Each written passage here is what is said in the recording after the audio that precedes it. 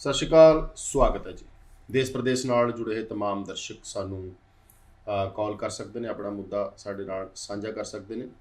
ਬੜੀ ਹੈਰਾਨੀ ਦੀ ਗੱਲ ਹੈ ਕਿ ਪਿਛਲੇ 2-3 ਦਿਨ ਤੋਂ YouTube ਚੈਨਲ ਜਦੋਂ ਅਸੀਂ ਕਰਦੇ ਹਾਂ, ਜਿੱਥੇ ਸਾਨੂੰ ਮੈਸੇਜਸ ਆਉਂਦੇ ਨੇ, ਲੋਕ ਇਮੀਗ੍ਰੇਸ਼ਨ ਵੱਲ ਧਿਆਨ ਘੱਟ ਹੈਗਾ, ਸਰਕਾਰਾਂ ਬਣਾਉਣ ਵੱਲ ਜ਼ਿਆਦਾ ਹੈ। ਕਿਹਦੀਆਂ ਕਿੰਨੀ ਸੀਟਾਂ ਆਈਆਂ, ਤੁਹਾਡੇ ਇਲਾਕੇ 'ਚੋਂ ਕਿੰਨੀਆਂ ਆ ਗਈਆਂ, ਸਾਡੇ ਪਲੇਟਫਾਰਮ 'ਤੇ ਪੁੱਛੀ ਜਾਂਦੇ ਨੇ। ਚੰਗੀ ਗੱਲ ਹੈ, ਪੋਲੀਟੀਕਲ ਇੰਟਰਸਟ ਹੋਣਾ ਚਾਹੀਦਾ ਹੈ, ਪਰ ਇੱਕ ਬੜਾ ਗਹਿਰ ਮੁੱਦਾ ਹੈ, ਗੰਭੀਰ ਮੁੱਦਾ ਜਦੋਂ ਚੱਲ ਰਿਹਾ ਹੋਵੇ ਤਾਂ ਤੁਹਾਨੂੰ ਕੁਝ ਗੱਲਾਂ ਧਿਆਨ ਨਾਲ ਸੁਣਨੀਆਂ ਪੈਣੀਆਂ, ਕਿਉਂਕਿ ਹਰ ਸ਼ੋਅ ਨਵਾਂ ਹੁੰਦਾ ਹੈ, ਹਰ ਗੱਲ ਅਗਲੇ ਸ਼ੋਅ ਦੇ ਵਿੱਚ ਨਵੀਂ ਹੁੰਦੀ ਹੈ। ਕਈ ਵਾਰ ਕੰਮ ਦੀ ਗੱਲ ਤੁਹਾਡੇ ਨਿਕਲ ਜਾਂਦੀ ਹੈ, ਤੁਸੀਂ ਨਹੀਂ ਸੁਣਦੇ। ਸੋ ਇੱਕ ਵਾਰ ਫਿਰ ਅਸੀਂ ICCRC based company Macro global ਦੇ ਸ਼ਿਵਾਨੀ ਚੋਪੜਾ ਜਿਨ੍ਹਾਂ ਨੂੰ ਸੱਦਾ ਦਿੱਤਾ, ਜੋ ਕਿ ਵਿਸ਼ੇਸ਼ ਤੌਰ ਦੇ ਉੱਪਰ ਜਿਹੜੇ ਬੱਚੇ ਜਾ ਰਹੇ ਨੇ, ਵੀਜ਼ਾ ਲੱਗਣਾ, ਅਪਲਾਈ ਕਰਨਾ, ਬਹੁਤ ਸਾਰੀਆਂ ਜਿਹੜੀਆਂ ਅੜਚਣਾਂ ਦੇ ਬਾਅਦ ਵੀਜ਼ਾ ਮਿਲਦਾ ਹੈ, ਜਾਂ ਉੱਥੇ ਤੁਸੀਂ ਵਰਕ ਕਰਦੇ ਹੋ, ਵਰਕ ਤੋਂ ਬਾਅਦ PR ਅਪਲਾਈ ਕਰਦੇ ਹੋ। ਉਹਦੀ ਇੱਕ ਐਗਜ਼ਾਮਪਲ ਵੀ ਦੇਵਾਂਗੇ ਕਿ ਇੱਕ ਕੰਸਲਟੈਂਟ ਨੇ ਇੱਥੇ ਛੋਟੀ ਜਿਹੀ ਗਲਤੀ ਕੀਤੀ ਅਤੇ ਉਹ ਬੱਚੀ ਜਿਹੜੀ ਹੈ ਵਿਚਾਰੀ ਜਾ ਕੇ 3 ਸਾਲ ਪੜ੍ਹੀ, 2 ਸਾਲ ਕੰਮ ਕੀਤਾ, 5 ਸਾਲ ਬਾਅਦ ਉਹਨੂੰ ਬੈਨ ਕਰਕੇ ਹੁਣ ਡਿਪੋਰਟ ਕਰ ਰਹੇ ਅਗਲੇ ਮੰਥ। ਤੋਂ ਸਟੋਰੀ ਵੀ ਸੁਣਾਵਾਂਗੇ। ਬੱਚੇ ਖੁਸ਼ ਹੋ ਜਾਂਦੇ ਨੇ ਜੀ, ਮੇਰਾ ਉਹਨੇ ਪੈਕੇਜ ਕਰਤਾ, ਮੈਂ ਚਲਿਆ ਗਿਆ, ਮੈਂ ਉਹ ਤੁਹਾਡੇ ਕੋਲੋਂ ਵੀਜ਼ਾ ਨਹੀਂ ਲੱਗਿਆ ਜੀ, ਉੱਥੇ ਲੱਗ ਗਿਆ। ਇਹ ਸਟੋਰੀ ਵੀ ਤੁਹਾਨੂੰ ਦੱਸਾਂਗੇ। ਸੋ ਟੈਕਨੀਕਲ ਚੀਜ਼ਾਂ ਦਾ ਧਿਆਨ ਰੱਖਣਾ ਬਹੁਤ ਜ਼ਰੂਰੀ ਹੈ। ਨਾਲੋਂ ਨਾਲ ਥੋੜੀ ਦਾਖਲੇ ਦੀ ਗੱਲਾਂ ਹੋਣਗੀਆਂ, ਸਪਾਊਸ ਕੇਸ ਦੀਆਂ ਹੋਣਗੀਆਂ। ਸ਼ੁਰੂਆਤ ਕਰਾਂਗੇ। ਸਤਿ ਸ਼੍ਰੀ ਅਕਾਲ, ਸਵਾਗਤ ਹੈ ਤੁਹਾਡਾ। Thank you Ranveer ji, thank you for calling us. ਜੀ ਮੈਂ ਪਹਿਲਾਂ ਅੱਜ ਇੱਥੇ ਹੀ ਸਵਾਲ ਖੜਾ ਕਰੂੰਗਾ ਕਿ ਆਪਾਂ ਗੱਲ ਕਰਦੇ ਅਕਸਰ ਹੈ ਨਾ ICCRC ਬੇਸਡ ਕੰਪਨੀਜ਼ ਦੀ। ਅਸੀਂ ਕਿਸੇ ਨੂੰ ਦੂਜੇ ਨੂੰ ਭੰਡ ਨਹੀਂ ਰਹੇ ਜਾਂ ਨੀਵਾਂ ਨਹੀਂ ਦਿਖਾ ਰਹੇ ਜਾਂ ਡੀਮੋਰਲਾਈਜ਼ ਨਹੀਂ ਕਰ ਰਹੇ ਕਿ ਉਹਨਾਂ ਨੂੰ ਕੰਮ ਨਹੀਂ ਆਉਂਦਾ। ਦੇਖੋ ਵੀਜ਼ੇ ਉਹਨਾਂ ਦੇ ਵੀ ਲੱਗਦੇ ਨੇ, ਸਾਰੇ ICCRC ਨਹੀਂ ਹੈ, ਪਰ ਇੱਕ ਸਟੂਡੈਂਟ ਲਈ ਬੈਨੀਫਿਟ ਹੈ ਜਿਹੜਾ ਟੈਕਨੀਕਲ ਪੁਆਇੰਟ ਤੋਂ, ਜਾਂ ਫਾਈਲ ਨੂੰ ਕਿਵੇਂ ਸਟਰੋਂਗ ਕਰਦਾ, ਜਾਂ ਫਾਈਲ ਭਰਨ ਵੇਲੇ ਇੱਕ ਕੀ ਫ਼ਰਕ ਹੁੰਦਾ ਆਮ ਸਧਾਰਨ कंसल्टेंट ਨਾਲ।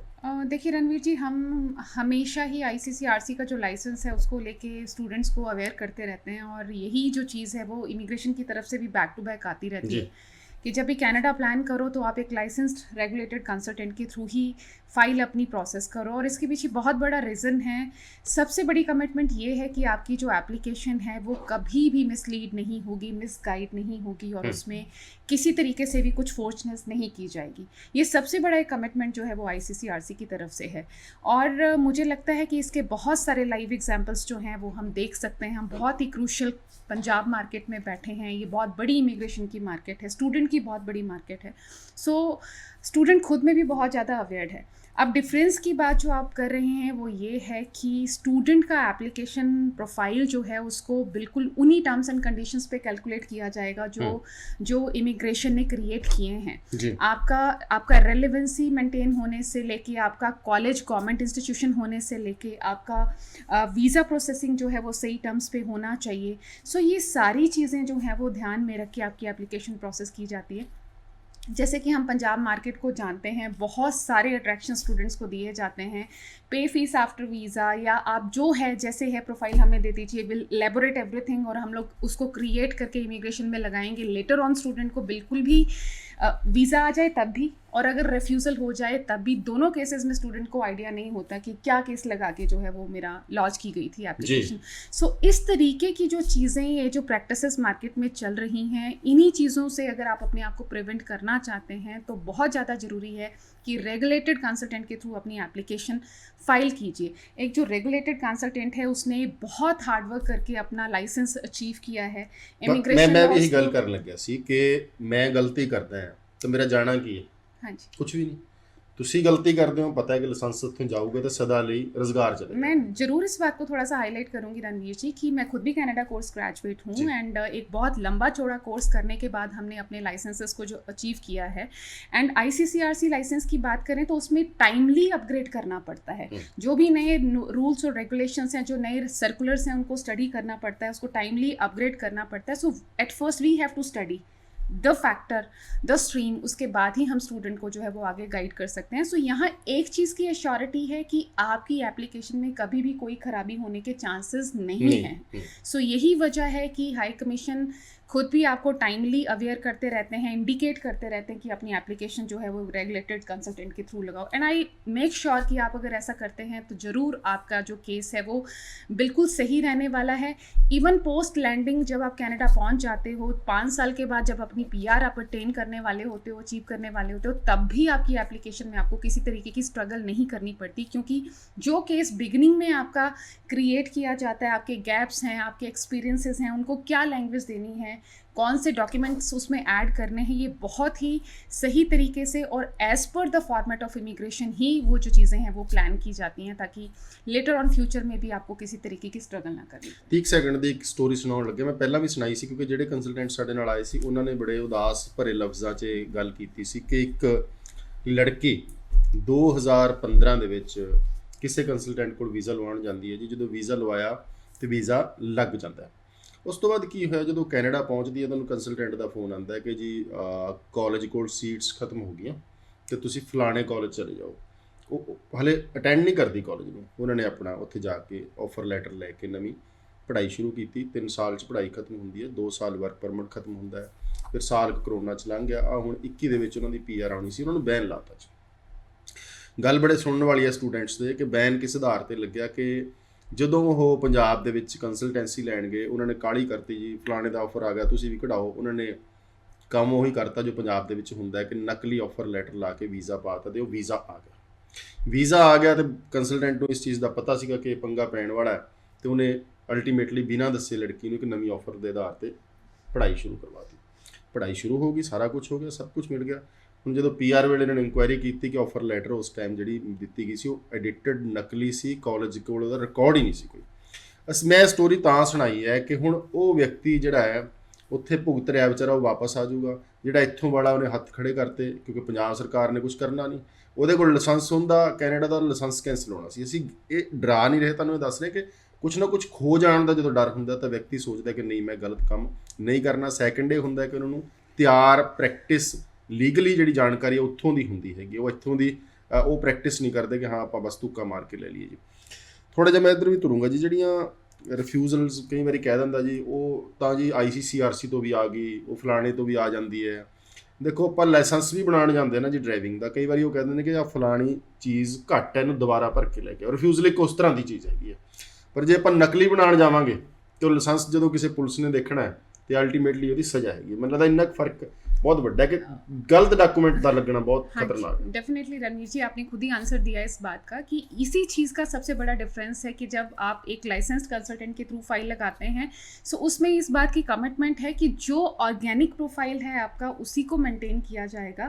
पॉसिबिलिटीज हम लोगों के पास रिफ्यूजल हो जाती है, कोई बड़ी गल नहीं। हम लोगों के पास भी हर तरीके के केसेस आते हैं जहां बच्चे के गैप्स हैं या बच्चे ऑलरेडी रिफ्यूजल्स लेके आए हैं, लेकिन there is a way to cover up these things कि उसको किस तरीके से लॉजिकली सही तरीके से कवर किया जाना चाहिए। इंस्टेड ऑफ क्रिएटिंग डॉक्यूमेंट्स जिनको वेरीफाई नहीं किया जा सकता, जिनकी वेरिफिकेशन पॉसिबल नहीं है, या एडिट करके डॉक्यूमेंट्स लगाना, ये चीज़ों को कभी भी हमारे डेस्क से जो है वो प्रमोट नहीं किया जाता, कभी एडवाइस नहीं किया जाता। बहुत सारे तरीके होते हैं आपके गैप्स को कवर अप करने के लिए। मैं हमेशा कहती हूँ कि ग्रेड 12 के बाद गैप कवर अप करना बहुत चैलेंजिंग है, लेकिन ग्रेजुएशन के बाद गैप कवर अप करना समवेयर इट्स वेरी ईजी। अभी भी हमारे इंडिया में बहुत सारा आई कैन से कि 30-40% लोगों को कैश सैलरीज मिलती हैं। सो आप अपना एक्सपीरियंस क्रिएट करके ऐड कर सकते हो, या जो भी आपका एक्सपीरियंस है उसको सही तरीके से ऑथेंटिकेट करके लगाया जा सकता है। बहुत सारे तरीके हैं, but for that you need to come to us ताकि ये चीज़ें आपको जो है वो सही तरीके से पता चल सके। मैं इस मुद्दे पर भी थोड़ी गल करनी चाहना, जिन्होंने हुण अप्लाई करना है कोई ना कोई कमी हुंदी है। फॉर एग्जाम्पल कोरोना करके लेट हो गए, ਵਿਆਹ ਸਪੌਸ ਕੀਤਾ, ਜਿਹੜਾ ਸਪੌਸ ਕੇਸ ਹੈ ਉਹਦੇ ਵਿੱਚ ਕੋਈ ਦਿੱਕਤਾਂ ਆ ਗਈਆਂ, ਕੋਈ ਐਸੀ ਚੀਜ਼ ਜਿਹੜੀ ਤੁਹਾਨੂੰ ਲੱਗਦਾ ਕਿ ਕਮੀ ਹੈ। ਜਿਹੜੀ ਤੁਸੀਂ ਗੱਲ ਕੀਤੀ ਬੜੀ ਵਧੀਆ ਕੀਤੀ ਹੈ ਕਿ ਉਹ ਫਿਰ ਨਕਲੀ ਬਣਾਉਣ ਦੇ ਚੱਕਰ 'ਚ ਪੈ ਜਾਂਦੇ ਕਿ ਗੈਪ ਹੈ ਜੀ, ਉੱਥੋਂ ਫਲਾਣੇ ਹੋਟਲ ਤੋਂ ਬਣਾ ਲਓ, ਕੰਪਿਊਟਰ ਦਾ ਲਿਆਓ।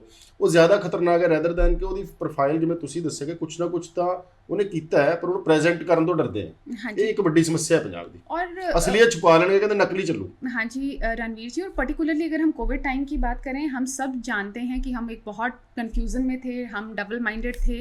पर्टिकुलरली जो कनाडा का स्टूडेंट वीज़ा है, बच्चा 16-17 लाख रुपया इन्वेस्ट करने से घबरा रहा था कि किस टाइम पे हम लोग जा पाएंगे नहीं जा पाएंगे, तो ये नेचुरल गैप्स जो हैं वो क्रिएट हुए हैं।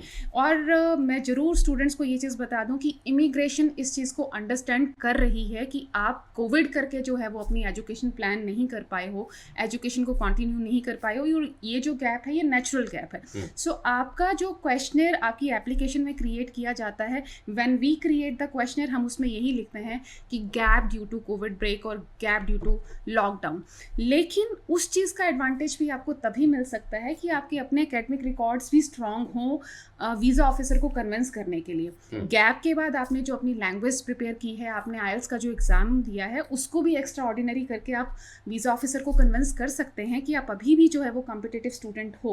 और अगर आप गैप के बाद भी कनाडा की एजुकेशन लेते हो तो इंटरनेशनल क्लास को आप बड़े आराम से कॉप अप कर सकते हो। सो अपनी तरफ से जो हमारे प्रोफाइल्स हैं उनको सही तरीके से आप अगर लगाते हैं एप्लीकेशन में, तो ये गैप भी जो है वो कवर अप हो रहे हैं। We are doing this at macro global, हम लोग कर रहे हैं ऐसा अपनी एप्लीकेशंस में।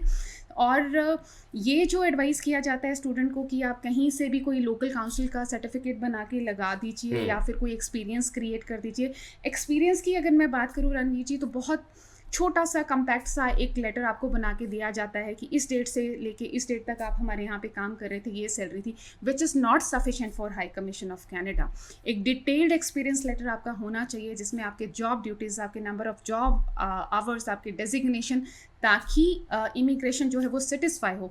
अकेला एक एक्सपीरियंस सर्टिफिकेट मैटर नहीं करता, उसके साथ आपके रिकमेंडेशन लेटर्स होने चाहिए, आपकी कंपनी का विजिटिंग कार्ड होना चाहिए, अगर जीएसटी नंबर होल्डर कंपनी है, ये सारी चीज़ों को जो है वो बहुत ध्यान से एक कंप्लीट एक्सपीरियंस क्रिएट किया जाना चाहिए।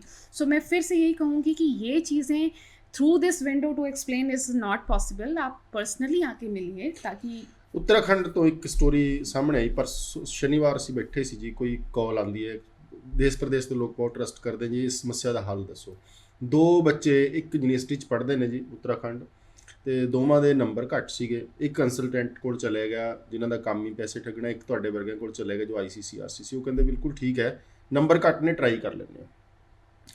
ਉਹ ਜਿਹਨਾਂ ਕੋਲ ਗਿਆ ਸੀਗਾ ਉਹ ਕਹਿੰਦੇ ਵੀ ਇਹ ਤਾਂ ਨੰਬਰ ਬਹੁਤ ਘੱਟ ਨੇ, ਤੁਸੀਂ ਬਣਾ ਲਓ, ਡਿਗਰੀ ਬਣਾ ਲਓ, ਬਣ ਜੂਗੀ ਜੀ, ਬਣ ਜੂਗੀ ਜੀ, ਇਹਦੇ 'ਚ ਬਣ ਜੂਗੀ। ਬਣਾਤੀ ਅਤੇ ਉਹ ਅਪਲੋਡ ਕਰਤਾ ਸਾਰਾ ਕੁਛ। ਹੁਣ ਦੇਖੋ ਉਹਦਾ ਵੀਜ਼ਾ ਆ ਗਿਆ, ਅਤੇ ਵੀਜ਼ਾ ਆ ਗਿਆ, ਦੂਜੇ ਦਾ ਰਿਫਿਊਜ਼ ਹੋ ਗਿਆ, ਘੱਟ ਨੰਬਰ ਸੀ, ਪਰ ਦੁਬਾਰਾ ਟਰਾਈ ਕਰਿਆ, ਉਹਦਾ ਵੀ ਆ ਗਿਆ।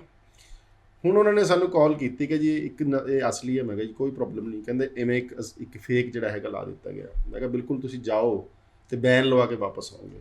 ਹੁਣ ਉਹ ਡਿਗਰੀ ਦੀ ਵੈਸੇ ਤਾਂ ਹੋਏਗੀ ਮੈਮ। ਹਾਂਜੀ definitely I was coming to, ਦੱਸਦੇ ਨਹੀਂ ਲੋਕ, ਇੱਥੇ ਦੱਸਿਆ नहीं जाता। मैं इसी पॉइंट पे आ रही थी सर कि मैं नहीं कहूँगी कि ये इस तरीके की चीज़ें अरेंज नहीं करनी चाहिए या बिल्कुल सही नहीं है। होती हैं ये चीज़ें अरेंज, इनफैक्ट इंटरनेशनल लेवल पे भी इस तरीके के अरेंजमेंट्स किए जाते हैं, लेकिन उसकी ऑथेंटिसिटी का ध्यान रखना बहुत ज़्यादा ज़रूरी है। अगर आपकी डिग्री क्रिएट की गई, आपको पता होना चाहिए कि जब आप अपना PR फाइल करोगे, आपकी जो इंडियन एजुकेशन है उसका ECA आपको चाहिए और उसका वेस्ट आपको करवाना पड़ेगा, जहाँ पे ये डिग्री जो है वो क्लियर नहीं होगी और अल्टीमेटली आपका केस खराब होगा। पर ਉਹਨਾਂ ਦਿਨਾਂ ਦੇ ਵਿੱਚ ਜਦੋਂ ਤੁਸੀਂ 22 ਸਾਲ ਦੇ 23 ਦੇ ਚੱਲੇ ਹੋ, 7-8 ਸਾਲ ਬਾਅਦ ਬੈਨ ਲਵਾ ਕੇ ਵਾਪਸ ਆਉਂਦੇ ਹੋ ਔਰ ਸਾਰੀ ਕਮਾਈ ਉੱਥੇ ਲਾ ਆਉਂਦੇ ਹੋ, ਕੀ ਬਣਦਾ, ਕਿੰਨੀ ਨਮੋਸ਼ੀ ਹੁੰਦੀ ਹੈ।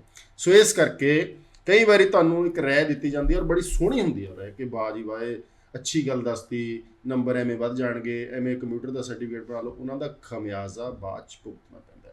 ਹਰ ਸਰਟੀਫਿਕੇਟ ਕੈਨੇਡਾ 'ਚ ਵੈਰੀਫਾਈ ਹੋਏਗਾ। ਇਹ ਚੀਜ਼ ਦਾ ਧਿਆਨ ਰੱਖ ਕੇ ਚੱਲਣਾ ਹੈ। ਡਾਕੂਮੈਂਟ ਕੋਈ ਵੀ ਛੇੜਛਾੜ ਇੱਧਰ ਉੱਧਰ ਨਹੀਂ ਕਰਨਾ। ਇਹ ਸਾਡਾ ਅੱਜ ਦਾ ਮੇਨ ਜਿਹੜਾ ਟੌਪਿਕ ਸੀਗਾ। ਹੁਣ ਜਿਨ੍ਹਾਂ ਨੇ ਅਪਲਾਈ ਕਰਨਾ ਹੈ ਜੀ ਅੱਗੇ, ਖਾਸ ਤੌਰ 'ਤੇ ਐਡਮਿਸ਼ਨਸ ਬਾਰੇ ਥੋੜ੍ਹਾ ਜਿਹਾ ਚਾਨਣਾ ਪਾਓ। हाँ जी, डेफिनेटली एडमिशन्स को लेके मैं स्टूडेंट्स को बता दूँ, सितंबर 2022 के जो सीट्स हैं वो बहुत ही जल्दी फुल हो रहे हैं एंड यू वॉन्ट बिलीव कि जनवरी 2023 के भी जो एडमिशन अलर्ट्स हैं वो बैक टू बैक आने शुरू हो गए हैं।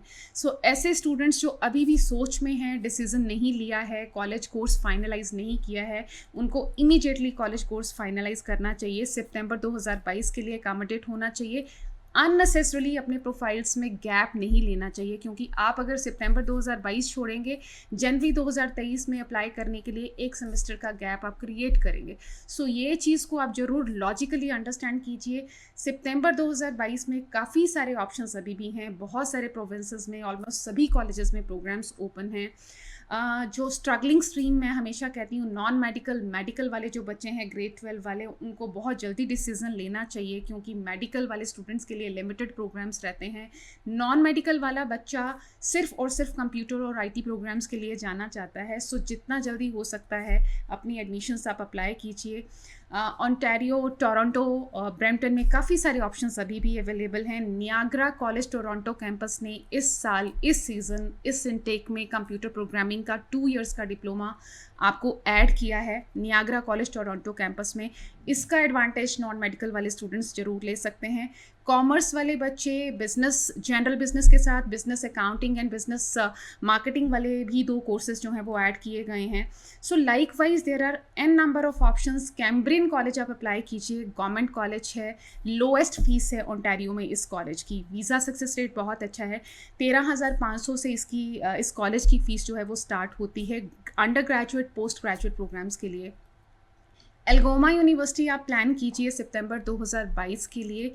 Post graduate courses, project management 2 years का, human resource management, information technology, business administration जैसे कोर्सेज हैं जिनका 2 साल का भी ड्यूरेशन है, 1 साल का भी है। ऑफर लेटर आपको बहुत फास्ट ट्रैक मोड पे जो है वो यूनिवर्सिटी इस टाइम पे दे रही है, तो जितना जल्दी हो सकता है अप्रोच कीजिए और अपना टाइमली ऑफर रिटेन कीजिए। इसी के साथ साथ जनवरी 2023 के अलर्ट्स भी मैं ज़रूर देना चाहती हूँ।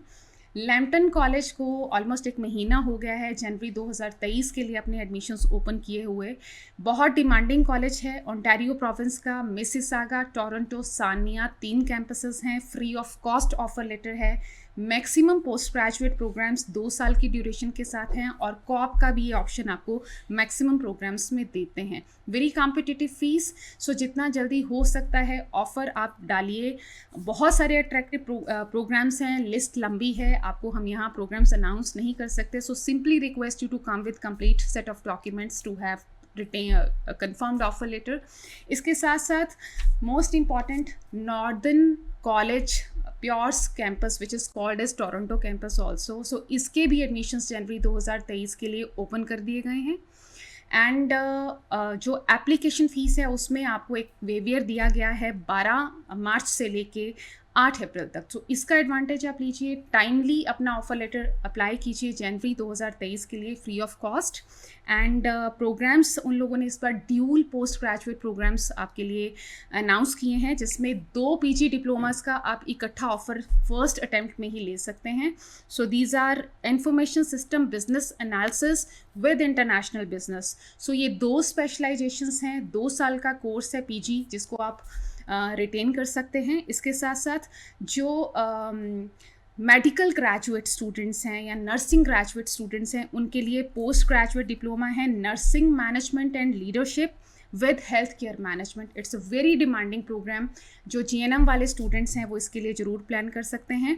2 साल का पीजी कोर्स है। लाइक वाइज अंडर ग्रेजुएट बहुत सारे कोर्सेज हैं जिसको नॉर्दर्न कॉलेज प्योर्स कैंपस के लिए आप टारगेट कर सकते हो। सो बहुत सारे ऑप्शंस इस तरीके से अवेलेबल हैं डिफरेंट प्रोविंसेस में। The only thing is you please come with complete set of documents. आप हमें मोहाली ऑफिस में, खन्ना ऑफिस में मिल सकते हैं, और जो नंबर हमारा स्क्रीन पे फ्लैश हो रहा है उसमें व्हाट्सएप फैसिलिटी भी है, throughout the week working है। किसी भी टाइम कॉल करके अपने लिए फ्री काउंसलिंग ਬੱਚਾ ਜਿਸ ਤਰ੍ਹਾਂ ਕਈ ਵਾਰ ਸੋਚਦਾ ਹੈ ਕਿ ਮੈਂ ਕਾਉਂਸਲਿੰਗ ਲਈ ਜਾਣ ਤੋਂ ਪਹਿਲਾਂ ਥੋੜਾ ਜਿਹਾ ਚੈੱਕ ਕਰਵਾ ਲਾਂ ਕਿ WhatsApp डॉक्यूमेंट भी या ईमेल कर सकते हैं बच्चे। डेफिनेटली जी रणवीर जी, मैं हमेशा कहती हूँ कि जो हमारा नंबर फ्लैश हो रहा है it has WhatsApp facility also, और आप किसी भी टाइम हम लोगों के साथ अपने डॉक्यूमेंट शेयर कर सकते हो। एंड वी प्रेफर कि विद इन नो टाइम आपको रिस्पॉन्स दिया जाए, आपके साथ ऑप्शंस शेयर किए जाएं। And when you feel satisfied कि ये ऑप्शंस मेरे लिए दिखाई दे रहे हैं, उसके बाद आप हम लोगों को पर्सनली विजिट कर सकते हो। 1 ਮਿੰਟ ਦਾ ਸਮਾਂ ਬਚਿਆ। ਸਪਾਊਸਲ ਓਪਨ ਵਰਕ ਪਰਮਿਟ ਦਾ ਆਪਾਂ ਵਾਅਦਾ ਕੀਤਾ ਸੀ ਕਿ ਗੱਲ ਕਰਾਂਗੇ, ਕੋਈ ਅਪਡੇਟ ਤਾਂ ਨਹੀਂ ਹੈ ਖਾਸ? देखिए, स्पाउसल ओपन वर्क परमिट वाले कैंडिडेट्स के लिए मुझे यही कहना है कि हाई कमीशन बहुत फास्ट ट्रैक तरीके से एप्लीकेशंस को प्रोसेस कर रहे हैं। रिक्वेस्ट लेटर्स कॉल किए जा रहे हैं एग्जिस्टिंग एप्लीकेशंस में, जिसमें आपसे आपके रिलेशन का अपडेट मांगा जा रहा है, और जो आपका कैनेडियन स्पाउस है उसके एम्प्लॉयमेंट के डिटेल्स, उसके अपडेटेड एजुकेशन के डिटेल्स मांगे जा रहे हैं। सो काइंडली ये रिक्वेस्ट लेटर आने से पहले ही आपके जो ये आपके प्रोफाइल्स में जो इम्प्रूवमेंट्स हुए हैं उसके डॉक्यूमेंट्स आप अपने जीसीकी पोर्टल पे अपडेट कीजिए, और पॉजिटिव रहिए क्योंकि रिजल्ट्स बहुत ज़्यादा पॉजिटिव हैं। ਥੈਂਕ ਯੂ ਜੀ, ਬਹੁਤ ਮਿਹਰਬਾਨੀ, ਸ਼ੁਕਰੀਆ ਸ਼ਿਵਾਨੀ ਜੀ। ਇਹਨਾਂ ਨੇ ਕਾਫੀ ਸਾਰੀਆਂ ਡਿਟੇਲ ਦੇ ਵਿੱਚ ਗੱਲਾਂ ਤੁਹਾਡੇ ਨਾਲ, ਫਾਈਲ ਨੂੰ ਤਿਆਰ ਕਰਨਾ, ਅਪਲਾਈ ਕਰਨਾ, ਟੈਕਨੀਕਲ ਇਸ਼ੂਜ਼, ਇਸ ਤੋਂ ਇਲਾਵਾ ਬਹੁਤ ਸਾਰੇ ਪ੍ਰੋਗਰਾਮਸ ਕਿਹੜੇ ਕਿਹੜੇ ਕਾਲਜਸ ਦੇ ਵਿੱਚ ਪਏ ਨੇ, ਕਿਹੜੇ ਕਿਹੜੇ ਇਨਟੇਕ 'ਚ ਪਏ ਨੇ। ਜ਼ਰੂਰੀ ਨਹੀਂ ਹੁੰਦਾ ਕਿ ਕਈ ਵਾਰ ਅਸੀਂ ਛੋਟੀ ਜਿਹੀ ਗੱਲ ਸੁਣ ਲੈਂਦੇ ਕਿ ਫਲਾਣੇ ਕਾਲਜ 'ਚ ਮੇਰੀ ਦਾਖਲਾ ਜਿਹੜਾ ਪਿਆ ਹੈਗਾ ਜਾਂ ਮੇਰੀ ਅਨਾਉਂਸਮੈਂਟ ਨਹੀਂ ਹੋਈ। ਬਹੁਤ ਲੰਮੀ ਲਿਸਟ ਹੁੰਦੀ ਆ। ਤੁਸੀਂ ਇੱਕ ਵਾਰ ਕਿਸੇ ਵੀ ਇਨਟੇਕ ਲਈ ਆਪਣੀ ਐਡਮਿਸ਼ਨਸ ਦੇਖ ਰਹੇ ਹੋ, ਕੈਨੇਡਾ ਜਾਣ ਦਾ ਸੋਚ ਰਹੇ ਹੋ, ਤਾਂ ਨੰਬਰ ਵੀ ਚੱਲ ਰਿਹਾ ਜੀ ਇਸ ਵਕਤ 9915500332, ਇਹਦੇ ਉੱਪਰ ਵਟਸਐਪ ਕਰ ਸਕਦੇ ਹੋ। ਈਮੇਲ ਵੀ ਪਾਈ ਹੋਈ ਹੈ, ਉਹਨੂੰ ਪੜ੍ਹ ਕੇ ਤੁਸੀਂ ਉੱਥੇ ਵੀ ਆਪਣੇ ਡਾਕੂਮੈਂਟਸ ਨੇ, ਜਾਂ ਫਿਰ ਖੰਨਾ ਮੋਹਾਲੀ ਦੀ ਅਪਾਇੰਟਮੈਂਟ ਲੈ ਸਕਦੇ ਹੋ। ਸ਼ੋ ਇੱਥੇ ਖਤਮ ਕਰਾਂਗੇ। ਆਪਣਾ ਦੋਸਤ ਰਣਬੀਰ ਸਿੰਘ ਨੂੰ ਅੱਗੇ ਦੇ ਧੰਨਵਾਦ। ਸਤਿ ਸ਼੍ਰੀ ਅਕਾਲ।